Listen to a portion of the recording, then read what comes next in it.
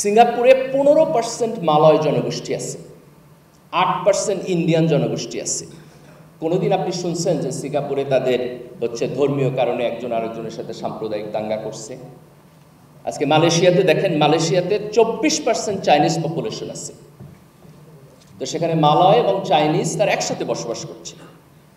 তো এই যে একটি উন্নত ডেমোক্রেটিক সিস্টেম, যেইখানে আমার ধর্ম, আমার ভাষা, আমার রেস, আমার এথনিসিটি এবং আমার রাজনৈতিক মত পার্থক্য, এই সব কিছুকে আমি একটি জাতীয় পরিচয়ের মধ্যে এনে, একটা সিভিল সিস্টেমের মধ্যে এনে আমরা একসাথে একটি দেশকে সামনের দিকে এগিয়ে নিয়ে যাব। বাংলাদেশে এই অ্যাপ্রোচটি অনুপস্থিত ছিল এবং গত 16 বছরের আওয়ামী লীগের যে ফ্যাসিবাদী রাজনীতি, তার শুরুই ছিল বিভাজনের মধ্য দিয়ে, তার শুরুই ছিল পক্ষ বিপক্ষের মধ্য দিয়ে। আজকে জুলাইয়ের অভ্যুত্থানের একটি বড় অর্জন হলো যে আমরা এই বিভাজনের রাজনীতিকে আমাদের পিছনে ফেলে এসেছি। আজকে কোনো রাজনৈতিক দলকে, কোনো রাজনৈতিক গ্রুপকে আমরা কখনো কখনো সেই একই ল্যাঙ্গুয়েজে কথা বলতে দেখি। এটা সেইম।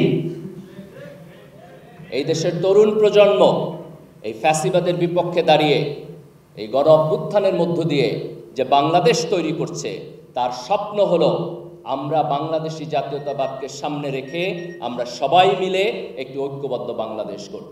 জাতীয় ঐক্যমতের জন্য আমাদের কিছু কিছু বিষয় একমত হইতে হবে। আওয়ামী লীগের গত 16 বছরের শাসন ফ্যাসিবাদ ছিল, এই প্রশ্নে একমত হইতে হবে। এটা গণতন্ত্র ছিল না, এটা গণতন্ত্র ছিল না। আওয়ামী লীগ যতদিন পর্যন্ত স্বীকার না করবে যে সে ফ্যাসিবাদী শাসন প্রবর্তন করছে, ততদিন পর্যন্ত তাকে গণতান্ত্রিক রাজনৈতিক দল হিসাবে বিবেচনা করা যাবে না। যখন এরশাদের পতন হলো, এরশাদ জেলে গিয়েছেন, জেলে থেকে উনি 5টা ইলেকশন জিতছেন। আজকে যখন হাসিনার পতন হলো, তখন শেখ হাসিনা এখন কোথায়? কেন উনি ভারতে? ওনার তো বাংলাদেশে থাকার কথা। তাহলে এই ফ্যাসিবাদ ভারতীয় আধিপত্যবাদ, এই 16 বছরের ফ্যাসিবাদ ভারতীয় আধিপত্যবাদ। এই দেশের তরুণ প্রজন্ম এই আধিপত্যবাদকে না বলেছে। বাংলাদেশে আগামী দিনে কোনো পাকিস্তানপন্থীও থাকবে না, কোনো ভারতপন্থীও থাকবে না।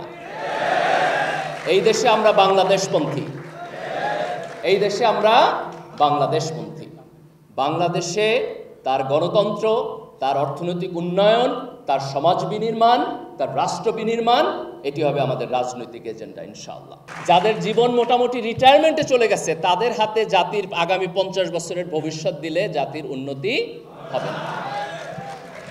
আর এক দল থেকে তরুণ নেওয়ার দরকার নাই, আপনার দল থেকেই নেন, কিন্তু তরুণদেরকে উঠায় নিয়ে আসে, তরুণদেরকে উঠায় নিয়ে আসে। তাইলে পরে আপনারা বুঝতে পারবেন যে তরুণদের পালস কি, তারা কি চায়, তারা কিভাবে চায়। এবং এই তরুণদের সাথে যদি এই পার্টিসিপেশন রাজনৈতিক দলগুলো করতে না পারেন, তাইলে পরে সামনের দিনে আপনারা আবার চ্যালেঞ্জের সম্মুখীন হবেন। আমরা এটা দেখতে চাই না যে পরের যে গণতান্ত্রিক সরকার আসবে, সেই গণতান্ত্রিক সরকার আবার ফ্যাসিস্ট হবে। আমরা এটা দেখতে চাই না পরের যে সরকার আসবে, সেই সরকারের বিপক্ষে এই দেশের তরুণ প্রজন্মকে আবার রাস্তায় নামতে হবে। এই রিপিটেশন আমরা দেখতে চাই না, বরং আমরা দেখতে চাই যে আমরা একটা সুস্থ গণতান্ত্রিক প্রক্রিয়ার মধ্য দিয়ে যাব, যেখানে যেই দল সরকারে যাবে এবং যেই দল বিরোধী দলে থাকবে, তারা একে অপরকে শ্রদ্ধা করবে। আমরা দেখতে চাই যে পার্লামেন্টে দাঁড়িয়ে তারা গঠনমূলক বিতর্ক করেন। আমরা দেখতে চাই যে তারা এই দেশের জনগণের কাছে যান, তাদেরকে আকৃষ্ট করার চেষ্টা করেন।